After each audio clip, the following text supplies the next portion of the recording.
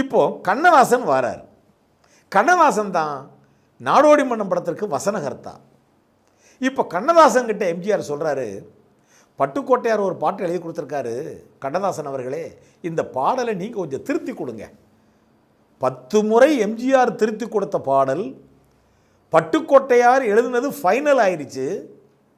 ஆனாலும் கண்ணதாசன்ட்ட ஒரு வார்த்தை எம்ஜிஆர் அந்த பாட்டு காப்பியை கொடுத்துட்டு இதில் வேற ஏதாவது தப்பு தவறு இருந்தால் இதை திருத்தி வைங்க இந்த வாரண்டி எம்ஜிஆர் போயிடுறாரு.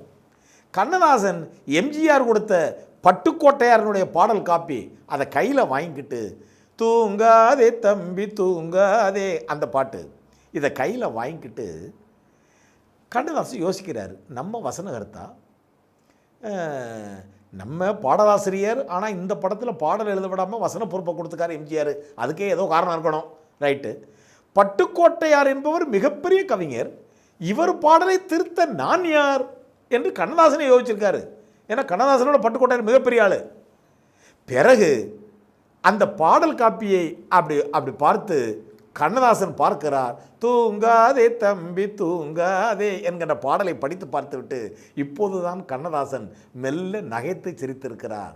எம்ஜிஆர் மிகப்பெரிய புத்திசாலி, பட்டுக்கோட்டையாரினுடைய பாடலை திருத்தி கொடுங்கள் என்று சொன்னாரே ஒழிய அவருக்கும் தெரியும் பட்டுக்கோட்டையாரினுடைய பாடலை திருத்த கண்ணதாசன் யார், இது எம்ஜிஆருக்கு தெரியும். ஆனாலும் ஏன் திருத்துங்கன்னு சொல்லி கொடுத்தாருன்னு சொன்னா, பட்டுக்கோட்டையாரின் பாடலை திருத்து கண்ணதாசா என்று எம்ஜிஆர் சொல்லவில்லை, பட்டுக்கோட்டையாரின் பாடலை படித்து பார்த்து திருந்து கண்ணதாசா என்று சொல்லியிருக்கிறார் என்று கண்ணதாசனுக்கு புரிகிறது.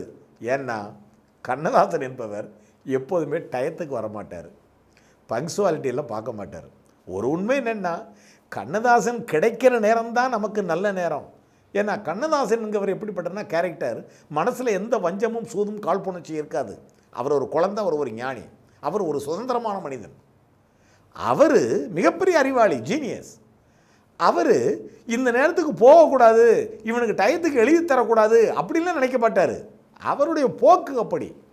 ஆனாலும் எம்ஜிஆருக்கு இது முதல் தயாரிப்பு, பிரம்மாண்டமான பொருள் செலவு, இதில் எதையும் காலாகாலத்தில் எழுதி கொடுத்தா தான் எம்ஜிஆர் படமாக்குவதற்கு வசதியாக இருக்கும், பட்ஜெட்டுக்கு ப்ராப்ளம் வராது என்று உணர்ந்த எம்ஜிஆர் கண்ணதாசன் இப்படி டயத்துக்கு வந்து தரமாட்டார், எப்படியும் கால நேரத்தை இழுக்கடிச்சு லேட் பண்ணுவார். இந்த படத்தில் அப்படி லேட் பண்ணிடாத கண்ணதாசா, பட்டுக்கோட்டையாரினுடைய பாட்டை பார்த்து நீ திருந்து எனக்கு சீக்கிரம் எழுதி கொடு கண்ணதாசா என்று சொல்லாமல் சொல்லிவிட்டு எம்ஜிஆர் பட்டுக்கோட்டையாரின் பாடலை நமது கையில் கொடுத்து விட்டு சென்றிருக்கிறார் என்பதை உணர்ந்த கண்ணதாசன் மெல்ல நகை புரிந்திருக்கிறார், குறுநகை புரிந்திருக்கிறார்.